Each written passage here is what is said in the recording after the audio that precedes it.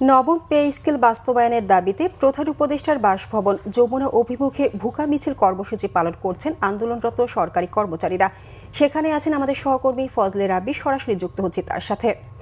রাব্বি, সরকারি কর্মচারীদের কর্মসূচি সবশেষ পরিস্থিতি আমাদেরকে জানাবেন।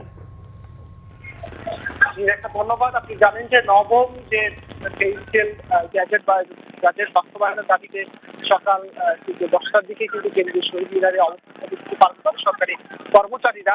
ঠিক 11টার দিকে কিন্তু আসলে যমুনা অভিমুখে অর্থাৎ প্রধান উপদেষ্টা বাসভবনের সামনে কিন্তু আসলে তারা যাত্রা প্রদর্শন করেন এবং ঠিক এখন দেখতে পাচ্ছেন তাদের কিন্তু ছত্রভঙ্গ করে দিয়েছে। অর্থাৎ ঠিক একটু আগে কিন্তু আসলে পুলিশ, আইন শৃঙ্খলা বাহিনী, বিজিবি সহ আইন শৃঙ্খলা বাহিনীর যে সদস্য আছে তারা কিন্তু সাউন্ড গ্রেনেড নিক্ষেপ করেন এবং মুহূর্তে কিন্তু আসলে ছত্রভঙ্গ হয়ে যায় আন্দোলনকারী। এখন দেখতে পাচ্ছেন অনেকটাই জায়গাটা খালি এবং পুলিশের কিন্তু ব্যাপক প্রদর্শন দেখা যাচ্ছে।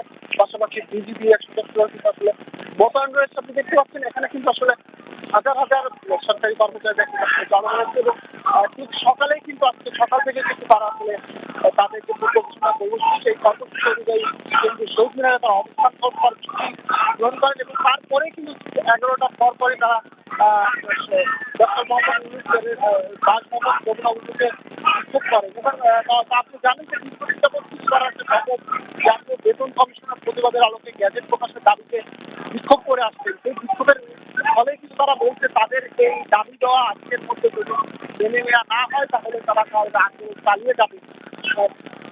আন্দোলনকারীদের সাথে কিন্তু আসলে আমাদের কথা হয়, তারা জানান তাদের এই দাবি দেওয়া আসলে যৌক্তিক এবং তারা যদি এটা না মেনে নেয় তাহলে কিন্তু আসলে তারা লাগাতার কর্মসূচি পালন করবে।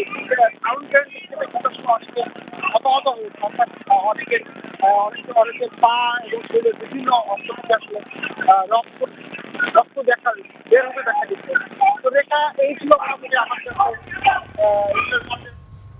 রাব্বি, আপনাকে ধন্যবাদ।